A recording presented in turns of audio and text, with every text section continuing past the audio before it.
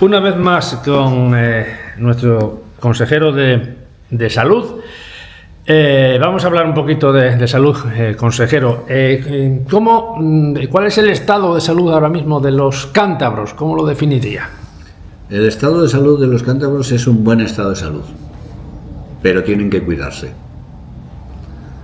Tienen que cuidarse porque todavía tenemos algunos malos hábitos instalados en nuestra sociedad. Es conveniente pues irlos despejando.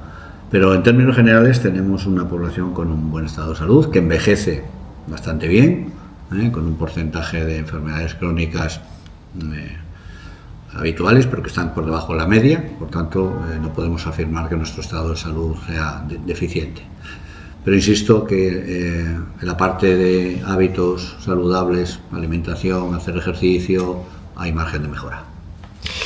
Y curiosamente, cuando uno está preocupado, sobre todo a cierta edad ya de la barriga y estas cosas, pues hay una oferta tremenda en las redes sociales. O sea, sí. Facebook te inunda y te dice que si tai chi, que si esto, anda, y empiezas a acumular y esas cosas. Pero luego, un día, te das cuenta que nuestro gobierno, el gobierno de Cantabria, tiene una página maravillosa que es una escuela de salud, con unos vídeos y unas explicaciones, o sea, que no tienes que hacer caso ni pagar, porque al final esas aplicaciones de Facebook te dicen, bájate, inscríbete aquí, pero al final te piden dinero. Entonces, esta página yo creo que es poco conocida. No sé el tráfico que tendrá, pero yo desde luego que estoy siempre ahí.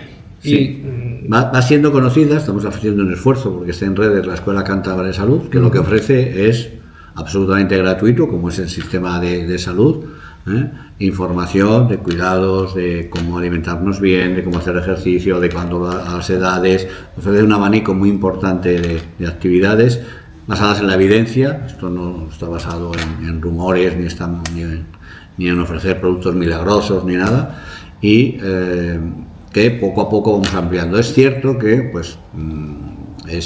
como no tiene publicidad, pues no tiene el impacto que pueden tener las redes sociales, que llegan mucho más rápido a la gente, pero vamos, yo sí que recomendaría que cuando alguien vea algo en redes sociales que le guste, de hacer ejercicio, antes de tomar una decisión sobre lo que ha visto, entre en la página de la Escuela Cántabra de Salud, donde va a tener asesoramiento profesional, y tome la decisión.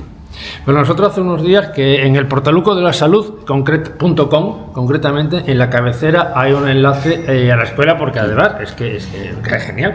Hay unos vídeos. Hay uno, de todas formas, que yo creo que no se piensa demasiado bien en nosotros. Dice que el 50% de las personas solamente no dan los 7.000 pasos, eso. Sí. Yo creo que es bastante más que el 50%, ¿no? Bueno, pero bastante más, es muy optimista. Bueno, a ver, los datos que vamos obteniendo, obviamente se obtienen a base de la información que dan los ciudadanos. Y de entrada hay que presuponer que es creíble. Pero sí es cierto, eso sí es verdad, es que el tema de los pasos y tal, y como ahora los relojes y todo el mundo lleva pasos, sí que ha crecido.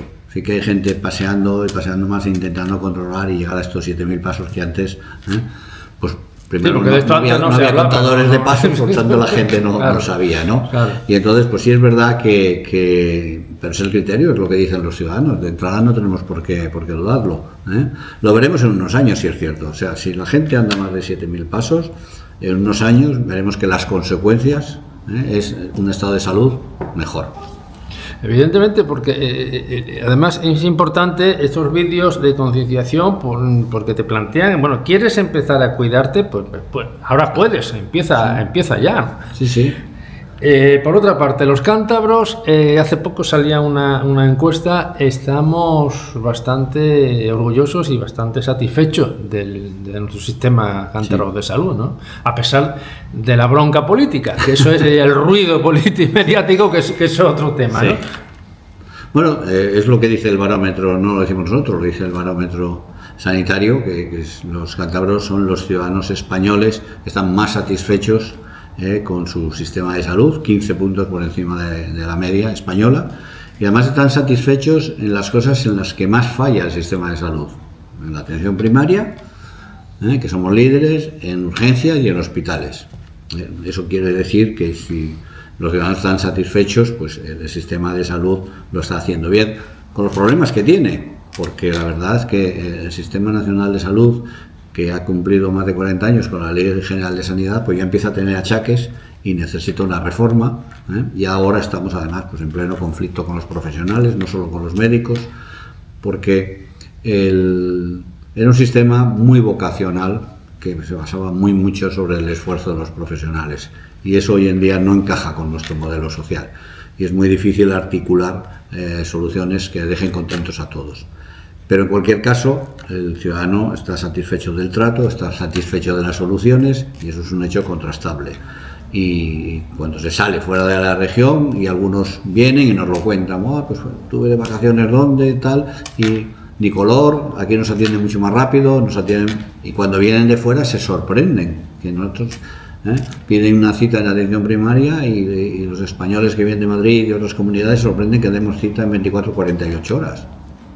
Bueno, esas son las urgentes, porque cuando se pide una cita normal, y hoy por hoy igual son 15 o 20 días. No. Personal. Es si se pide una cita a su médico, que puede que no esté. Eso es. Claro, si su médico no está, pues evidentemente son 15 días. Pero si usted quiere, pues que me vea otro, le ven en 24 o 48 horas. Claro, yo lo que no puedo evitar es que su médico esté todo el año. Entonces muchas veces pues surge este conflicto. Me han dado para dentro de 3 semanas. Digo, pero es que justo su médico no está. Pero le habrán ofrecido otro médico. Yo sé que, no es cómodo, y si se puede esperar, pues mucha gente dice, bueno, pues espero que venga. Y otros dicen, pues no, pues yo necesito que él me vea, y en 48 horas tienen la cita agitada, porque tenemos unas consultas que se llaman de absorción de la demanda, que están precisamente para eso. No, 48 o sea, y el mismo día, vamos, sí. También depende cuando hay una cosa urgente. De 48 lo único que hay que levantarse a las 8 de la mañana y tal, pero claro, para ese día se puede tener para un tema urgente, eso está así. El tema de las listas de espera, consejero, lógicamente ha aumentado, provocado por la huelga de médicos, ¿no? Más que aumentar, han dejado de disminuir, que es distinto. Entonces, evidentemente por la huelga de los médicos. La huelga de los médicos provoca un descenso de actividad de tal magnitud que hace que las listas, pues que estaban en una tendencia descendente, pues se paralicen. Y eso cuesta mucho recuperarlo. Porque claro, llevamos ya 4 semanas de huelga de médicos, y quiero recordar que en diciembre tuvimos huelga de técnicos, que nos paralizaron las pruebas diagnósticas, que tuvimos también una huelga de auxiliares, de clínica. Todas las huelgas contra el Ministerio de Sanidad, contra la Consejería o contra el Gobierno de Cantabria han sido siempre contra el Ministerio de Sanidad, y la verdad es que hacen mucho daño al sistema, y sobre todo hace mucho daño a los ciudadanos, que son los que se ven sometidos. Nosotros cubrimos las urgencias, que está bien, pero claro, las urgencias solo son una parte de la asistencia sanitaria y no la más grande, y están teniendo impacto, y si la semana que viene hay huelga, pues ya el impacto se va a empezar a notar mucho más, por desgracia, y es inevitable. Y pues yo, desde que llegué a la consejería, lo vengo diciendo, no hay médicos y no los va a haber, y por tanto va a ser muy difícil recuperar la actividad, aunque trabajemos más por la tarde, ¿por qué? Porque se acerca el verano, y el verano los profesionales se van a coger vacaciones, con lo cual pues también vamos a tener, y además vamos a tener mucha más presión asistencial, porque nos hemos puesto de moda, hay muchos turistas y ellos también gastan mucho sistema sanitario, y por eso es mi permanente alusión a la ministra a que por favor se siente a negociar, pero se siente a negociar con tiempo, no 3 días antes. Es muy difícil llegar a acuerdos 3 días antes, cuando has tenido 4 semanas para negociar y lo dejas para el final. Cuando es una negociación difícil hay que sentarse con mucha tranquilidad, con mucho tiempo. Lo estamos viendo con las empresas que hacen ERES, son negociaciones muy largas para llegar a acuerdos con los sindicatos. Y aquí parece que se reúnen 3 días y quieren arreglarlo. Obviamente, pues desgraciadamente no llegan al acuerdo que es necesario, y que creo que tenemos que urgir, y que el Ministerio ponga más de su parte, porque lo que los médicos están reclamando es competencia exclusiva del Ministerio. En algunas comunidades sí es verdad que alguna cosa, pero aquí en Cantabria no. Nosotros ya tenemos la jornada de 35 horas, nosotros ya pagamos más por las guardias, nosotros pagamos los sábados igual que los domingos, nosotros tenemos unidad de conciliación, todo lo demás que piden en Cantabria está pactado.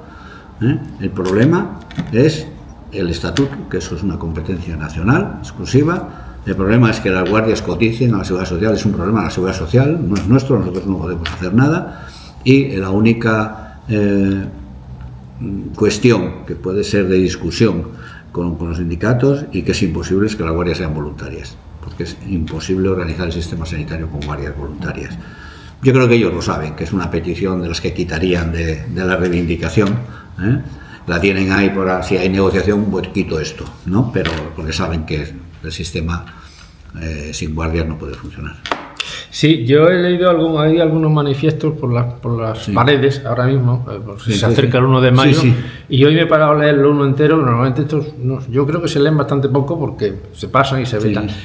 Y me ha llamado la atención un poco al final de todo el manifiesto, que no he sacado muchas cosas claras, pero sí he sacado claro que lo que se pide es como una negociación global de todos los, no por sectores, no médicos, enfermeras, sino una negociación global, y se pide como un poco la autogestión de los centros, que no se venga impuesto desde arriba. Bueno, yo creo que eso es... Los modelos de autogestión no es nada nuevo, ya se han venido aplicando muchas veces. O sea, quiere decir que lo que pasa es que hay que interpretar lo que es gestionar, y lo que es, por decirlo de alguna manera, hacer lo que le da la gana. No. La autogestión es gestionar también. Es darte capacidad de autogestión, pero tienes que gestionar. No es barra libre. No puede ser que vaya cada uno lo que le apetezca. Hay unas líneas generales. Aquí tenemos claros modelos de autogestión. Por ejemplo, en la zona del Valle de Líbana hay un modelo de autogestión y están gestionando los profesionales. Pero para eso requiere el acuerdo del 100% de profesionales, no de unos pocos, tienen que ser el 100%, que les guste el modelo, que entren, y en otros sitios, pues algunos están interesándose, otros no quieren saber nada de eso. O sea, quiero decir que el modelo de autogestión, lo que pasa es que luego son cuestiones también de exigencia de liderazgo clínico. Los médicos dicen que eso es exclusivo de ellos, pues las enfermeras no están de acuerdo, ahí tenemos un debate importante que está sin resolver, y que yo creo que efectivamente el liderazgo clínico debe ser de los médicos, porque son los que diagnostican, y por tanto los que ostenten el liderazgo. Pero yo no creo que el problema esté en la gestión. Mayoritariamente ese es uno de los puntos que meten por ahí, que piden autonomía de gestión, pero muchas veces se confunde la autonomía de gestión con la independencia de gestión, y no puede ser. La autonomía sí, pero dentro de una organización. Siempre comenta en nuestra entrevista la falta de médicos, de enfermeras, de que esto va a ir a más, incluso por lo menos en los futuros años, y sigue existiendo esos miles de médicos y enfermeras esperando que el Ministerio de Universidades, que es el responsable, homologue los títulos que están. Entonces eso no podría, Sanidad no podría meter caña a universidades. Sí, pero es que queda la otra parte, que es la que le toca a Sanidad. Porque el Ministerio de Universidades se ha puesto las pilas y está empezando a homologar títulos, pero homologa el título de médico. El Ministerio de Universidades lo que comprueba es en qué universidad estudió este señor, y si es una universidad seria, si es cierto, y es una universidad acreditada, pues homologa. Pero está la otra parte. Para trabajar en el sistema público español no solo hay que ser médico, hay que ser especialista. Y la especialidad, esa la tiene que acreditar el Ministerio de Sanidad.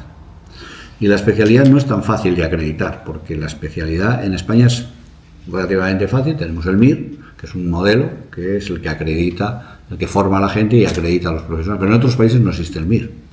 Y la especialidad se hace pues estando 4 años al lado de un médico en un hospital, o estando haciendo rotaciones.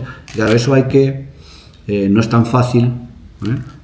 Vamos a ver, nadie cuestionaría un especialista de Estados Unidos o de Canadá o de Australia o de un país, pero de otros países vienen y el cuestionamiento es cómo validamos la especialidad. Y por tanto, el hecho de que se autoricen muchos médicos lo que tendríamos que hacer luego es aumentar el número de plazas MIR para que estos médicos cojan la especialidad. Claro. Y en el tema de enfermeras.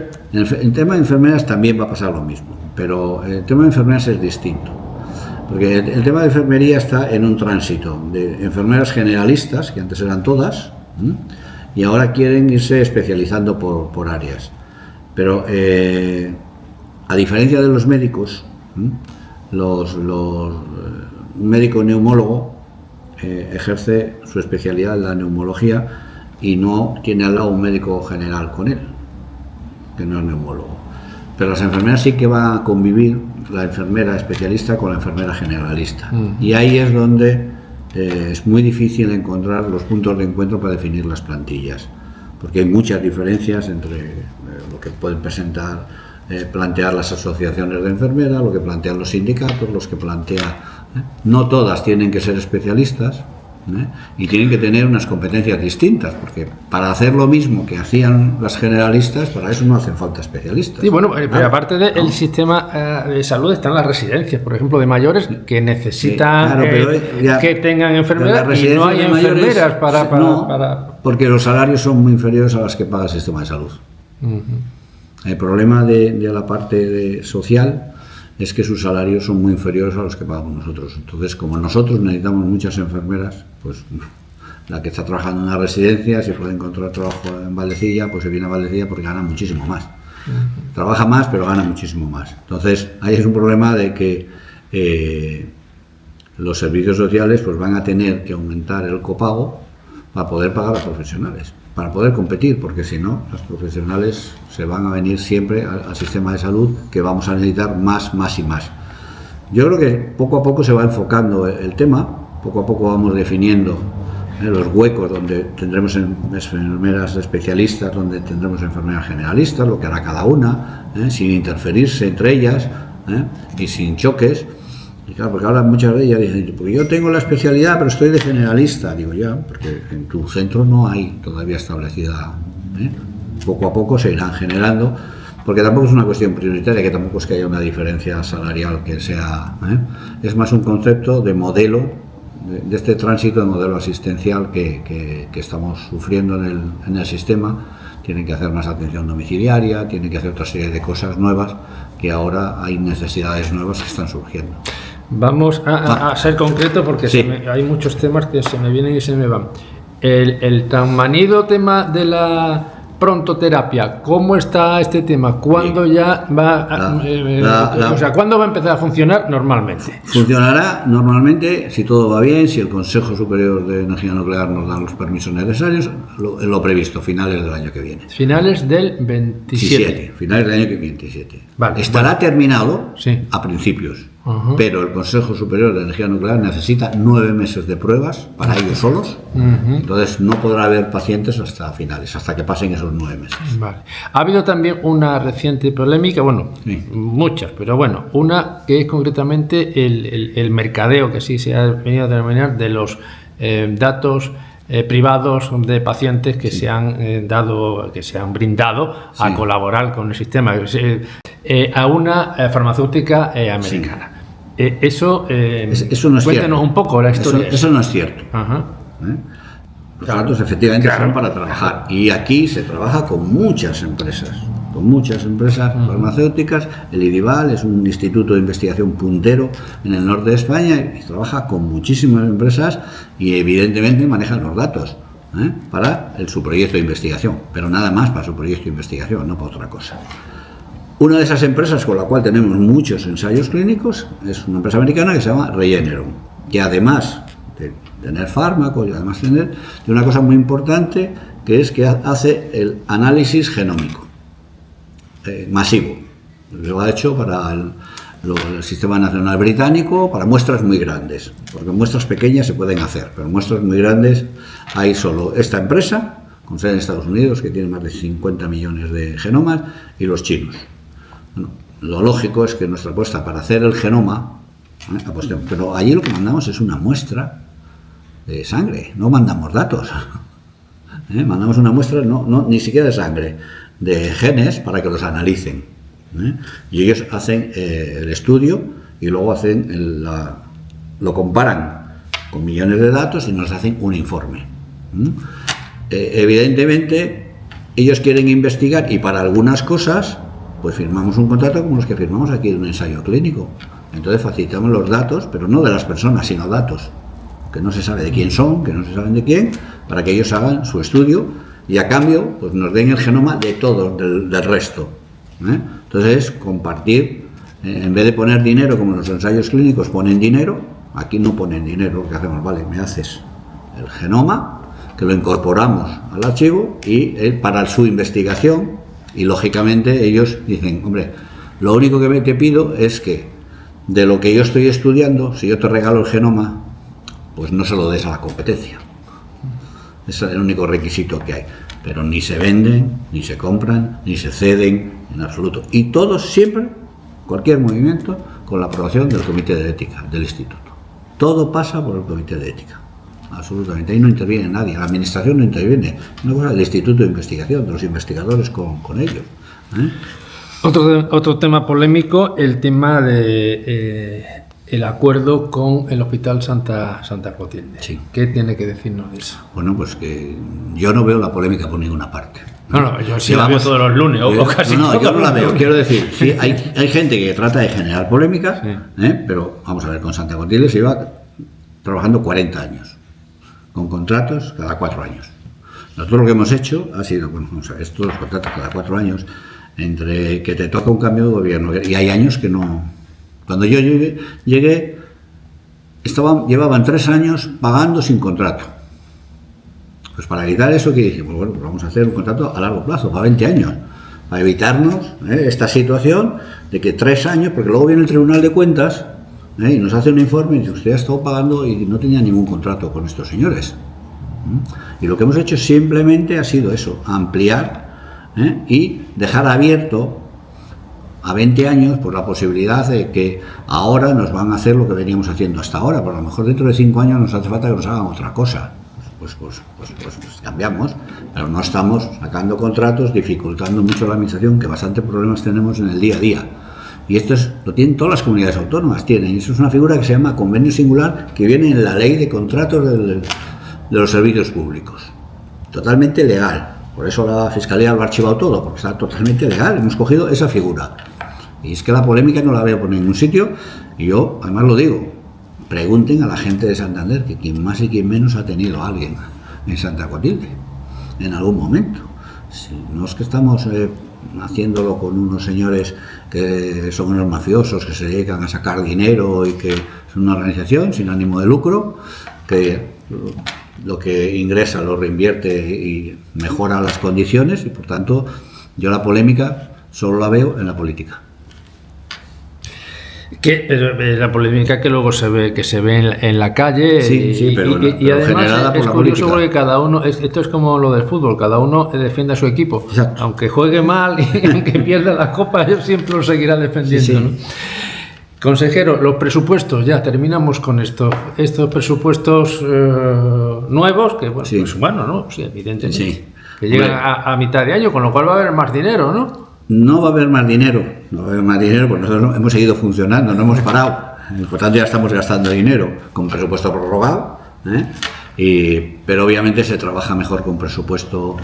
Presupuesto prorrogado lleva una tramitación muy compleja, nos dilata mucho las cosas, nos complica mucho la vida, y tener presupuestos te permite gestionar. Va a requerir un esfuerzo, porque vamos a tener que hacer en 8 meses cosas que antes hacíamos en 12, es verdad, pero primero hay 100 millones más para sanidad, o sea, me parece muy importante, o sea, la mitad de lo que sube el presupuesto, la mitad va para sanidad, la otra mitad va para las otras 8 consejerías, y es muy importante, o sea, esto demuestra que la sanidad es una prioridad de este gobierno, no porque sea yo el consejero, sino porque el gobierno y los otros consejeros lo han entendido, que se sacrifican y se reparten los otros 100 millones, y lógicamente nos va a permitir hacer cosas como es, por ejemplo, mejorar más las condiciones laborales de los trabajadores, para que no se nos vayan, para que vengan de fuera, para tener más médicos, para tener más enfermeras, nos va a permitir pues adquirir más tecnología, nos va a permitir hacer otras cosas. Eso a preguntar antes y se me pasó. ¿Hemos parado ya esa huida de profesionales a Alemania o vamos a ver, de España se van muy pocos profesionales. Hay una leyenda que se van, no es cierto, se van muy pocos. Hay mucha gente que pide certificados al colegio de médicos para poder ir al extranjero, pero se van, la mayoría van en misiones humanitarias. Entonces hay que pedir eso. O sea, de aquí de Cantabria todos los años son más de 200 profesionales, se van a África a operar, a no sé qué. Y esta gente tiene que pedir al colegio el certificado. Pero no es que se hayan ido a trabajar allí, han ido de vacaciones. Luego es cierto que hay un grupo de profesionales que se van, pero mire, la tasa de retorno es superior al 75%. Tan fantástico no será entonces como se trabaja afuera cuando el 75% retorna. Y en el caso de también es verdad que pueden ganar más dinero, es verdad, pero van a unos entornos culturales distintos, hay que adaptarse a ese estilo de vida y no todo el mundo, hombre, hay quien forma familia y se queda allí, ¿vale? Pero la tasa de retorno es 75%, eso dice mucho. ¿La batalla contra el tabaco cómo va en Cantabria? Pues vamos, como todo el país, afortunadamente bajando poco a poco, queda por recorrer, porque queda por recorrer. Yo creo que ahora ya queda una población más recalcitrante, y el problema está con los jóvenes, con los vapeadores y que se introduzcan. Entonces aquí hay un dilema, porque lo nocivo del tabaco es el humo, no es tanto la nicotina no es buena. Con esto no quiero decir que la nicotina sea buena, pero digo que lo nocivo es el humo. Y ahora pues hay muchos vapeadores que solo son de nicotina, que sirven a la gente para dejar de fumar. Y fumar nicotina sola, pues evidentemente mantienes la adicción, porque la nicotina lo que te hace es ser adicto, pero no estás inhalando el humo, con lo cual el riesgo de enfermedades disminuye mucho. Esas son políticas de reducción de daño. Lo ideal es que deje de fumar, pero yo creo que también siempre será mejor que alguien esté con nicotina sola y deje de fumar, que no le ofrezcamos nada y siga fumando, porque hay recalcitrantes que no pueden. Eso lo hacíamos con los heroinómanos con la metadona, exactamente igual. Yo creo que una parte de reducción de daño sí se puede hacer con fumadores, pero claro, hay que desterrar los otros vapeadores, los que llevan aromas, saben a chocolate, eso fuera, eso desterrado. No, vapeadores de nicotina para sustituir. Eso sí, yo creo que esa política debiéramos ampliarla un poquito, porque estamos viendo que hay gente que le cuesta muchísimo. Entonces, pues lo mismo que hacíamos con los heroinómanos, que le dábamos metadona para que no tomaran heroína, podemos darle nicotina para que no fumen. ¿No se puede actuar más en campañas impactantes de comunicación, de publicidad? No, hay que trabajar como estamos trabajando con la prevención en el medio escolar. Las campañas han demostrado, cuando se ponía las cajetillas, no han demostrado eficacia ninguna. La mejor campaña, o sea, un gran impacto es subir el precio del doble. Pero eso ya es una decisión económica. Inglaterra, cuando subió los precios, que casi los triplicó, tuvo un descenso brutal. Con el tiempo vuelve a subir. O sea, hay que seguir trabajando. Entonces, este tipo de medidas, las que más impacto tienen son cuando consigues hacer una buena prevención, ya desde críos en el colegio, y consigues hacer son las que consolidan más a largo plazo. Porque yo creo que ya en la población adulta está consolidada la cultura de dejar de fumar. Y lo estamos viendo, que la población adulta va dejando de fumar mucho. Esa cultura está hecha ya, la que no está hecha son los jóvenes, y es donde tenemos que incidir, pero no es a base de campañas, porque no impactan las campañas, son hechos puntuales en un momento dado que pueden venir bien, y que hay que seguir manteniendo, o son dosis de recuerdo de cuando han hecho en el colegio la prevención, pues te vale la campaña para ser dosis de recuerdo, pero yo creo que a veces magnificamos las campañas, creemos que porque con el anuncio ya hemos resuelto, o nos queremos curar y decir, no, yo ya hice lo que podía. No, hay que ser conscientes del alcance limitado que tienen. Muy bien, consejero, ¿hay alguna recomendación para los cántabros? La recomendación para los cántabros es que se cuiden, que hagan deporte. El deporte no quiere decir que tengan que meter 6 horas de gimnasio, pero moverse, andar, pasear, y cuidarse un poquito con la alimentación, no hacer excesos. No quiere decir que un día no se puedan hacer, pero si un día uno hace un exceso, pues estar 2 o 3 días luego para compensarlo. ¿Por qué? Porque cuidarse es lo que va a hacer que tengamos mejor salud. Y cuanto mejor salud tengamos, cuando nos llegue la enfermedad, nos va a pillar en mejor estado.